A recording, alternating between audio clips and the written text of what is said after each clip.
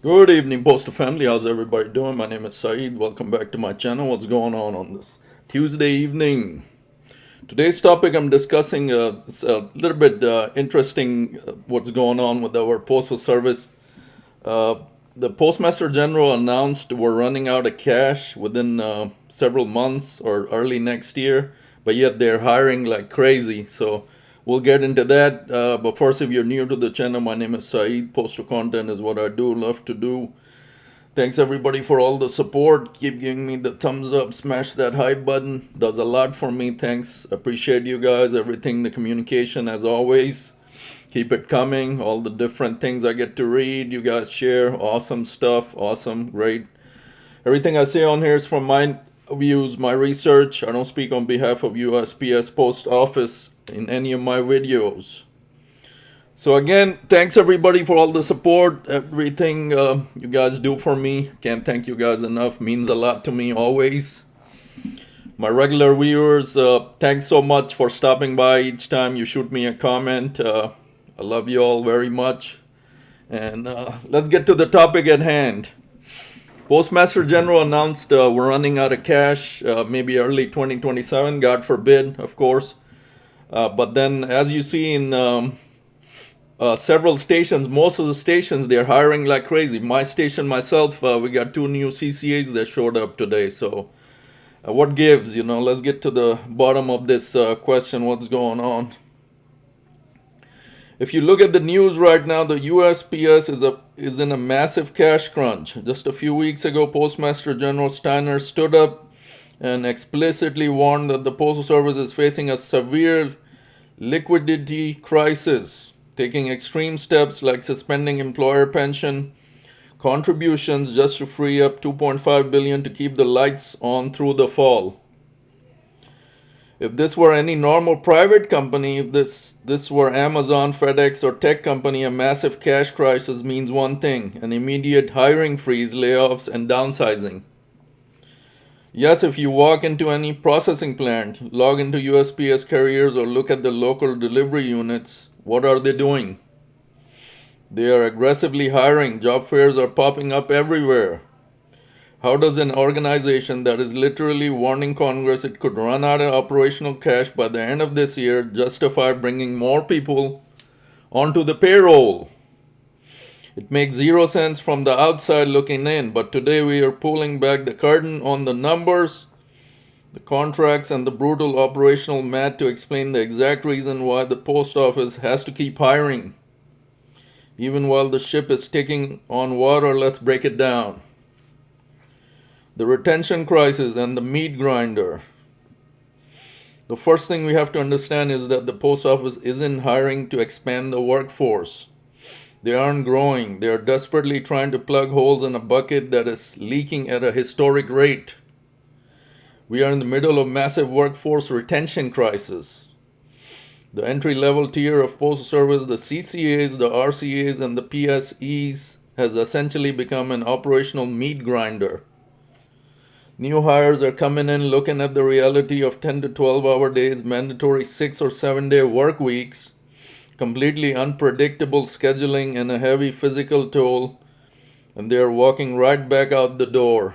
How true this is. They come in for a couple of weeks, they figure it's not for them, and out the door they go. In some districts, the turnover rate for non-career employees tracks well over 40%. If management puts a total freeze on hiring right now to save money, the mail doesn't stop coming. That workload just gets piled onto the carriers and clerks who are still standing. And what happens then? More burnout, more injuries, more call-outs, and more people resigning. Stopping hiring doesn't stabilize the budget, it triggers an operational death spiral where your remaining workforce collapses from exhaustion. Very true, man. Very true. This is to the point. The brutal math of overtime versus new hires. Now let's talk about the cold hard cash math, because this is where a lot of people get tripped up. You might think if we're out of money, adding more paychecks to the ledger makes it worse. Actually, the opposite is true. Hiring entry-level workers is a direct tool management uses to cut spending.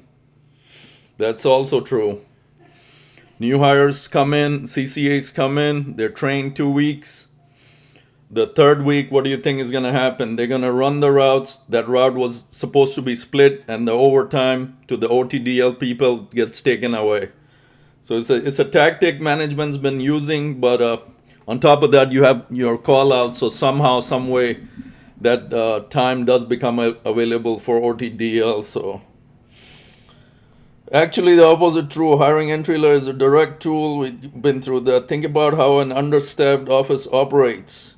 When you don't have enough CCAs or RCAs to cover the routes, those hours get pushed into regular carriers. Exactly what I was saying. When regulars work past their 8 hours or past 10 hours, they start hitting overtime and penalty overtime, V time.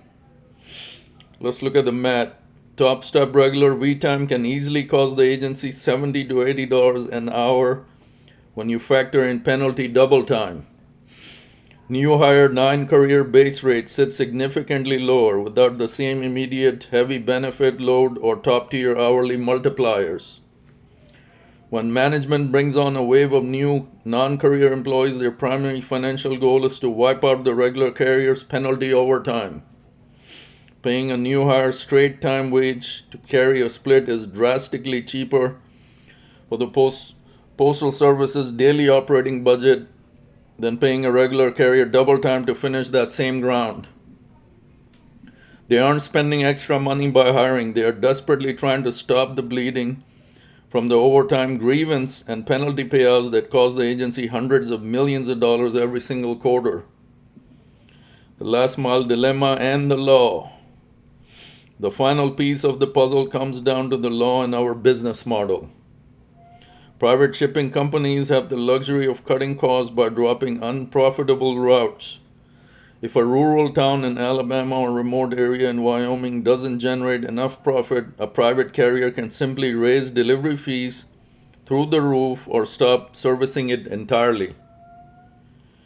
The USPS cannot do that. Under federal law, we operate under the Universal Service Obligation.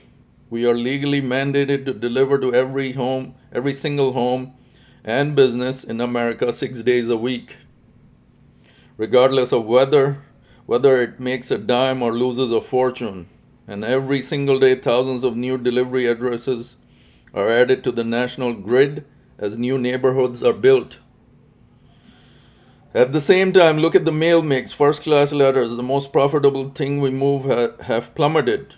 What replaced them? Heavy, bulky, labor-intensive e-commerce packages. The Postal Service relies heavily on last-mile delivery contracts with major private shippers who drop their packages at our local units because we are already driving past every single door. But packages take vastly more physical labor, vehicle space, and handling time than letters.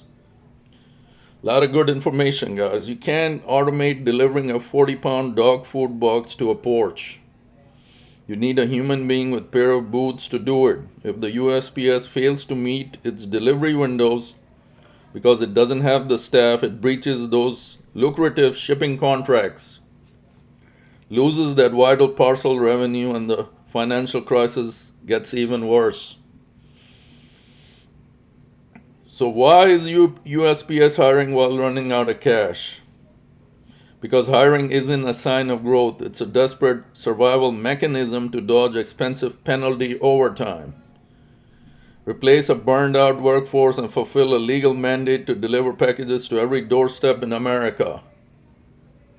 They are trying to buy enough time for Congress or regulators to lift borrowing limits and fix the outdated financial constraints holding the agency back. That's the view from the spreadsheet level. I want to know what it looks like on the ground where you are. Are your local offices actually getting these new hires to stick around, or are you seeing people quit before they even finish academy? Is your office still drowning in mandatory overtime despite the hiring push? As always, drop your thoughts in the comments. You guys always do that. Thanks so much. Let's talk about what's really happening on the workroom floor. If you found this breakdown helpful, hit the like button. Of course, you guys do all that. I don't need to say anything. Thanks so much. and share the video. Anyone else trying to make sense. As always, stay safe out there on your routes. As always, take care of your physical health. I'll catch you on the next one. So that's what we're talking about. Why do we see a lot of this hiring going on amidst us running out of cash? As the article explained, it's not new hires just coming on board. It's the workforce, the mid or senior carriers. We do all the heavy lifting. People, the new CCAs quit, so they need to constantly replace them. Regular carriers, 10 hours, they go into penalty V time. Management, of course, don't want that. So you fit in a brand new CCA, their cost is much cheaper than ours, and boom, there it is. But the post office is tackling what we just mentioned, the turnover rate. As a CCA, that's why post office in negotiations, they're trying to eliminate the CCA position altogether. They're trying to hire straight to PTF, so that individual has something to stick around for. They get a little bit of benefits rather than a CCA who doesn't even know the next day's schedule. They work, we all been there as a CCA. Every day you're asking your supervisor which day off in the week you have. You have no control of your schedule. 10 to 12 hours a day, 7 days a week. Doing Amazon on Sundays. That wears people out, and the times we're living in, they have a lot of options out there, So people just jump ship, and the new ones are behind them come in. So we're in a slight rotation as to where CCAs that stick around. They're not gonna lie, there's some CCAs, some percentage that come and they're hardworking, they're willing to go all in, make their time, whatever it is, 1 year, 2 years, and to make regular. And then I see them now. They have their own routes. They're set somewhere in the town, 2 or 3 stations over. But they're happy, bottom line. They made it. They're regular. They have their own route. And, that's what we're talking about. There's some fighters that come in and some that just, it's not for them. And they quit.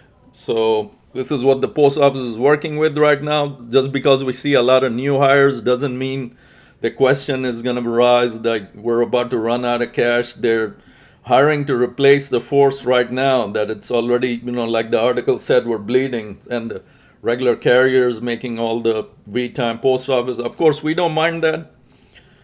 Well, I'm speaking for myself. I don't mind that at all. But, with the times, the mail volume going down, we rarely get to see V-time. So, well, at least I'm talking for myself. I know you're all going to hit the comments and say, this such and such, this part of the country, you were always getting V-time. It just depends where you're at. And, so the hiring, the main thing, the hiring doesn't need to raise the question that post office is running out of money. They're just, helping out the turnover rate. So they don't have to pay the regular carriers that much money. They can pay the CCA at a lower wage. Anyways, that's it. Just thought it was interesting. Make a video on this thing. Why there's so much hiring going on, and amidst this this thing, the Postmaster General said that we're running out of money. So hope that answers some questions. I'm keeping tabs on all the negotiations. The DC event is coming in a couple of weeks. That's going to raise a lot of information. I'll have all my tabs on it and see what is said, and I'm going to share it as soon as I can.